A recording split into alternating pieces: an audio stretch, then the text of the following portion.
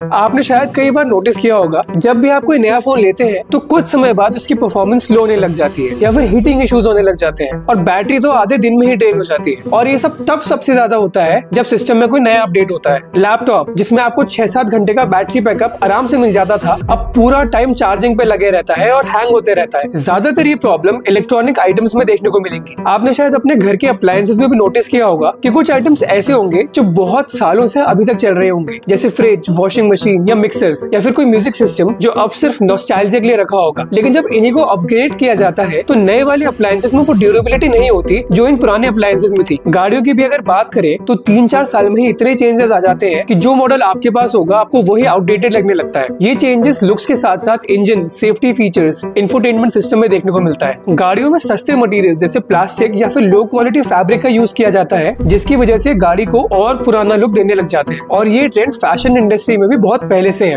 और आज की डेट में और ज्यादा तेजी पकड़ चुका है, जिसे हम फास्ट फैशन बोलते हैं। ये एक ऐसा बिजनेस मॉडल है जिसमें बदलते फैशन ट्रेंड्स के साथ ब्रांड्स नए नए डिजाइन लॉन्च करते रहती है। लेकिन इस वजह से कपड़ों की क्वालिटी इतनी ज्यादा गिर जाती है कि 1-2 वॉश के बाद ही ये कपड़े फेड या फिर श्रिंक हो जाते हैं और फिर यही कंपनी कंज्यूमर्स को और ज्यादा शॉपिंग करने के लिए एनकरेज करती है। शीन, H&M, ज़ारा जैसी ब्रांड सोशल मीडिया में इन्फ्लुएंसर्स को हायर करके गेट रेडी विद मी जैसे ट्रेंड्स के थ्रू आपके फेमस सेलिब्रिटी के जैसे ट्रेंड को प्रमोट करती है, वो भी कम प्राइस में। और ये सब हम सबके साथ होता है और हम सोच लेते हैं कि शायद ये नॉर्मल है या फिर हमसे कोई गलती हुई होगी यूज करने में। लेकिन क्या ये सच में नॉर्मल है? जवाब है नहीं। हमें लगता है कि टाइम के साथ चीजें पुरानी हो जाती है इसलिए वो खराब हो जाती है, लेकिन इसके पीछे एक बहुत सोची समझी मार्केट स्ट्रेटेजी है, जहाँ चीजें बनाई इसलिए जाती है ताकि वो एक टाइम के बाद यूज करने लायक ही ना बचे। और ये स्ट्रेटेजी है प्लान्ड ऑब्सोलेसेंस की। आज हम बात करेंगे एक ऐसे सिस्टम की जो दुनिया भर के कंज्यूमर्स को लूट रहा है और इंडिया में तो इसका इम्पैक्ट और भी ज्यादा गहरा है। अगर आप भी किसी तरह इस स्ट्रेटेजी से इन्फ्लुएंस हुए हैं तो कमेंट करके बताएं कि वो कौन से ऐसे तरीके हैं।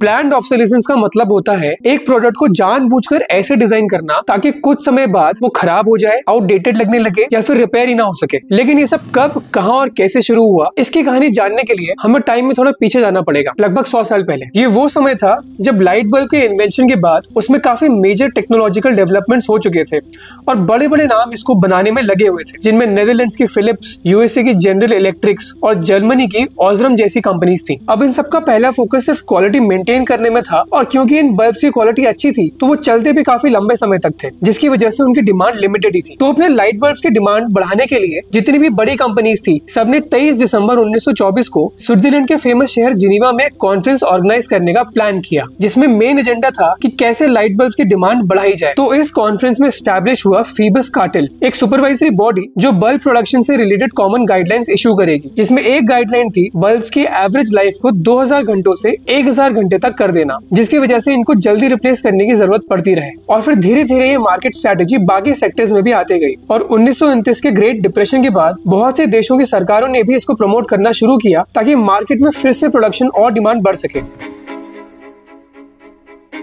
भारत में ये ट्रेंड काफी लेट आया। भारत और बाकी डेवलपिंग देशों में लोग हर चीज में वैल्यू फॉर मनी देखते हैं, यहाँ तक कि चीजों से ही सेंटिमेंट्स जुड़ जाते हैं। हमारे घर में मेरे फादर का 1998 का बजाज चेतक अभी भी एक प्राइस पोजीशन है और सरप्राइजिंगली वो अभी भी स्टार्ट हो जाता है। ऐसे ही हमारे देश में कोई भी चीज ली जाती थी तो सबसे ज्यादा उसकी क्वालिटी मैटर करती थी। टाइटन और HMT की घड़ियां, BPL और ओनिडा की टीवी सेट्स, उषा के अप्लायंसेस और हिंदुस्तान मोटर्स की एम्बेसडर गाड़ी को कौन भूल सकता है। इन सब की खास बात थी इनकी ड्यूरेबिलिटी और इजी रिपेयरेबिलिटी। ये किसी भी रिपेयर शॉप में आसानी से ठीक हो जाती थी, कुछ नहीं तो मार मार कर ही इनको ठीक कर दिया जाता था, चाहे टीवी हो या फिर रिमोट। लेकिन जब तक हम चला सकते थे ये चलते थे। फिर 1991 के फाइनेंशियल क्राइसिस के दौरान भारतीय मार्केट को रिवाइव करने के लिए लिबरलाइजेशन पॉलिसीज को लाया गया तो भारतीय मार्केट फॉरेन ब्रांड्स के लिए भी खुल गया था और इसी के साथ प्लान्ड ऑब्सोलेसेंस की भारत में एंट्री हो गई। फॉरेन ब्रांड्स अपने साथ एक वाइड रेंज ऑफ प्रोडक्ट्स लाए, सस्ते से लेकर महंगा और प्रीमियम। लेकिन इन सब में एक चीज कॉमन थी, ये ज्यादा देर तक टिकते नहीं थे। कम प्राइस में ज्यादा फीचर्स की मार्केटिंग स्ट्रैटेजी सुनने में तो काफी अच्छी लगती थी, लेकिन हमें रियलाइज नहीं हुआ कि हमारी जेब और ज्यादा जल्दी खाली करने की एक प्लान्ड स्ट्रैटेजी थी।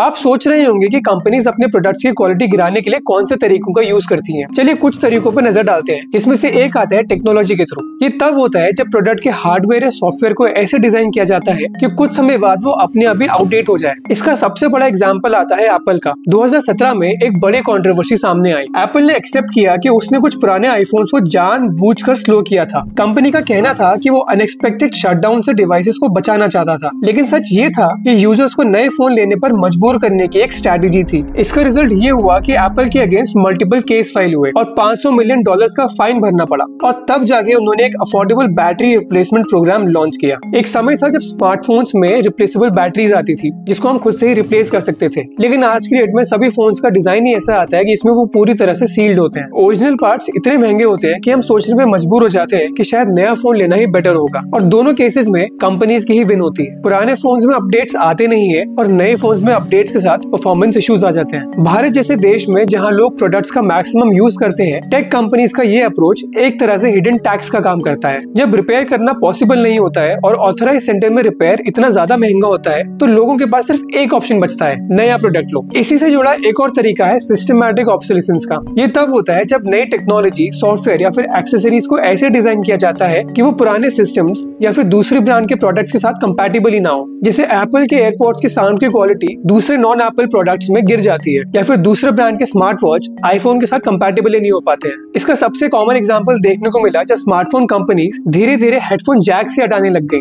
और अपने ब्रांड के वायरलेस हेडफोन्स को प्रमोट करने लगे। और ये ट्रेंड भी एप्पल ने ही शुरू किया था। इनके अलावा एक और स्ट्रैटेजी होती है स्टाइल में चेंजेस करते रहने की। इलेक्ट्रॉनिक्स और ऑटोमोबाइल सेक्टर में तो ये तेजी से देखने को मिलते रहता ही है। जैसे हर 2-3 साल में गाड़ियों के नए फेसलिफ्ट मॉडल्स या फिर स्मार्टफोन्स के नए मॉडल्स जो सिर्फ ज्यादा शाइनी या फिर स्लिम होते हैं। लेकिन फैशन इंडस्ट्री में भी इसका काफी बड़ा असर देखने को मिलता है और पूरा बिजनेस मॉडल ही इसके ऊपर बेस्ड है। मैं जब छोटा था तो मेरे पेरेंट्स मेरे और मेरे भाई के लिए कुछ कपड़े हमेशा बड़े साइज के लेते थे, ये सोचकर कि जब ये थोड़े बड़े हो जाएंगे तब भी काम आ जाएंगे। और मैं अपने बड़े भाई के कपड़े खुशी खुशी पहन लेता था क्योंकि वो एकदम नए जैसे होते थे। लेकिन अब शायद ही ऐसी क्वालिटी किसी ब्रांड में दिखेगी, चाहे कितनी महंगी ही क्यों ना हो। इसके भी कुछ रीजंस हैं। हमें हर इवेंट के लिए नए स्टाइल्स एंड कॉम्बिनेशंस चाहिए और पहले के कंपैरिजन में हमारी सोशल एक्टिविटीज भी काफी बढ़ गई हैं, तो कपड़ों की डिमांड भी बढ़ेगी ही। लेकिन इतने महंगे कपड़े ले कौन? तो ब्रांड्स ने इसका सोल्यूशन फास्ट फैशन के फॉर्म में दिया, जहां कपड़ों की क्वालिटी इतनी ज्यादा गिर गई कि 4-5 बार यूज करने के बाद वो यूज करने लायक ही नहीं रहते। मिंत्रा और आजियो जैसे प्लेटफॉर्म्स में हर महीने नए स्टाइल्स और कॉम्बिनेशंस लॉन्च होते रहते हैं और ये अपने अट्रैक्टिव ऑफर से लोगों में एक फोमो क्रिएट कर देते हैं। कपड़ों की कमी नहीं भी होगी तो दिमाग में आएगा कि ये चीज तो मुझे चाहिए ही चाहिए।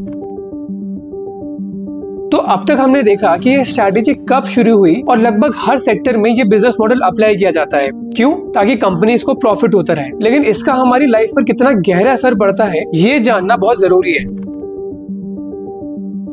सबसे बड़ा इम्पैक्ट पड़ रहा है एनवायरनमेंट पर। बढ़ती टेक्नोलॉजी, नए अपग्रेड्स और इलेक्ट्रॉनिक्स इंडस्ट्री में हाई ऑब्सोलेसेंस रेट ने एक नया क्राइसिस क्रिएट कर दिया है, इलेक्ट्रॉनिक या फिर ई वेस्ट का। ये दुनिया के सबसे तेजी से बढ़ने वाले कचरे के सोर्सेज में से एक है। पिछले 5 साल में हमारे देश में ई वेस्ट जनरेशन में 73% का इंक्रीज आया है और यूएस और चाइना के बाद ये वर्ल्ड का 3rd लार्जेस्ट जनरेटर बन चुका है। रिसाइकिल रेट में इंक्रीज होने के बाद भी हमारे देश में लगभग 10 लाख टन का ई वेस्ट अभी भी ऐसे ही पड़ा हुआ है और लगातार बढ़ भी रहा है। ई वेस्ट से निकलने वाले टॉक्सिक मटेरियल सीधा हमारे एनवायरनमेंट पर असर डालते हैं। हमारे देश में लगभग 70 करोड़ स्मार्टफोन यूजर्स हैं और चाइना के बाद दूसरा सबसे बड़ा मार्केट है। साल 2023 में एक रिपोर्ट के अकॉर्डिंग हमारे देश में लगभग 33% लोगों ने अपने स्मार्टफोन्स EMI पर लिए और चौंका देने वाली एक रिपोर्ट के अकॉर्डिंग हमारे यहाँ 70% लोग अपने आईफोन्स EMI पर लेते हैं। मतलब अगर आपके सामने 10 आईफोन यूजर्स हैं तो उनमें से 7 ने अपने आईफोन्स EMI पर लिए हैं। तो इस क्रेज से एक सीरियस सिचुएशन हाईलाइट होती है। कम फाइनेंशियल लिटरेसी होने की वजह से लोग EMI लेना और अफोर्ड करना को सेम समझने लगते हैं। हम समझने लगते हैं कि अगर हम EMI से कोई महंगी चीज खरीद सकते हैं तो वो अफोर्डेबल है, लेकिन ऐसा बिल्कुल भी नहीं है। ये उल्टा और ज्यादा फाइनेंशियल बर्डन क्रिएट कर देता है, खासकर तब जब इन ऑब्जेक्ट्स की लाइफ इतनी कम होती है। हमारे देश में मेजॉरिटी जनता मिडिल क्लास या फिर लो इनकम कैटेगरी में आती है, तो ऐसे में प्लान्ड ऑब्सोलेसेंस सिर्फ एक मार्केट स्ट्रैटेजी नहीं बल्कि एक इकोनॉमिक बर्डन भी बन जाता है। ऐसे लोग जो मुश्किल से एक टीवी, फ्रिज या फिर वॉशिंग मशीन अफोर्ड कर सकते हैं, उनके लिए ये सोचना कि हर 2-3 साल में फिर से नया लेना पड़ेगा एक फाइनेंशियल और मेंटल स्ट्रेस क्रिएट कर देता है। तो क्या फिर हमारे पास कोई ऑप्शन नहीं है या फिर इसको टैकल करने के लिए कोई एक्शन नहीं लिया गया अभी तक? पिछले 7-8 साल में इसको टैकल करने के लिए एक मूवमेंट ने जोर पकड़ा है, right to repair movement. Right to repair का मतलब है कि कंज्यूमर को अपने खरीदे हुए प्रोडक्ट्स जैसे अप्लायंसेस, इलेक्ट्रॉनिक्स या फिर गाड़ियों को रिपेयर करने का एक बेसिक अधिकार मिले। ये मूवमेंट शुरू इसलिए हुआ क्योंकि एप्पल और सैमसंग जैसी ब्रांड्स ने अपने प्रोडक्ट रिपेयर्स को जानबूझकर रिस्ट्रिक्ट करना शुरू किया। इससे कंज्यूमर्स मजबूर हो गए ऑथराइज सेंटर्स जाने के लिए जहां कॉस्ट बहुत ज्यादा होते थे या फिर रिपेयर्स पॉसिबल ही नहीं होते थे। इस मूवमेंट ने तेजी पकड़ी यूएस और यूरोप में। 2022 में न्यूयॉर्क में डिजिटल फेयर रिपेयर एक्ट पास हुआ, जिसके तहत कंपनीज को अपने यूजर्स को टूल्स और रिपेयर किट देना कंपलसरी था। फ्रांस, यूके, जर्मनी और यूरोपियन यूनियन में भी सिमिलर रूल्स आए, जहां होम अप्लायंसेस के यूजर्स को कंपनीज 7 से 10 साल के लिए पार्ट्स प्रोवाइड करेंगी और रिपेयर करना भी आसान होगा। भारत में 2022 में मिनिस्ट्री ऑफ कंज्यूमर अफेयर्स ने कमेटी बनाई जिसमें कंज्यूमर को किंग मानते हुए रिपेयर को और आसान बनाने का एम था, लेकिन अभी तक इस पर कोई लॉ नहीं आया है और ना ही टेक ब्रांड्स ने भारत में रिपेयर फ्रेंडली पॉलिसीज को इम्प्लीमेंट किया है।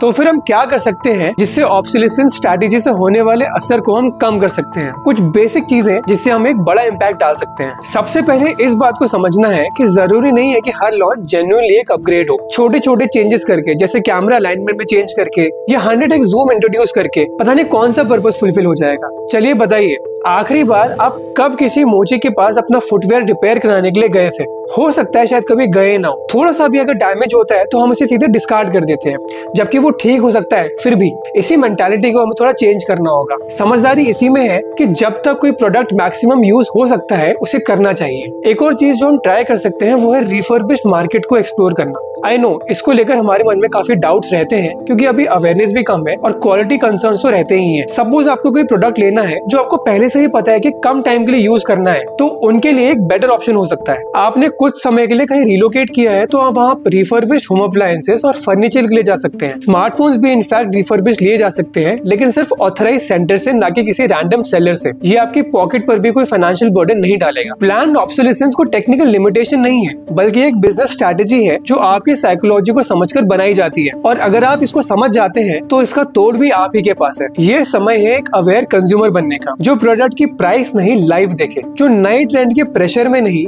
अपनी जरूरत के हिसाब से डिसीजन ले। इस वीडियो को ज्यादा से ज्यादा शेयर करें ताकि ये अवेयरनेस और भी लोगों तक पहुंचे।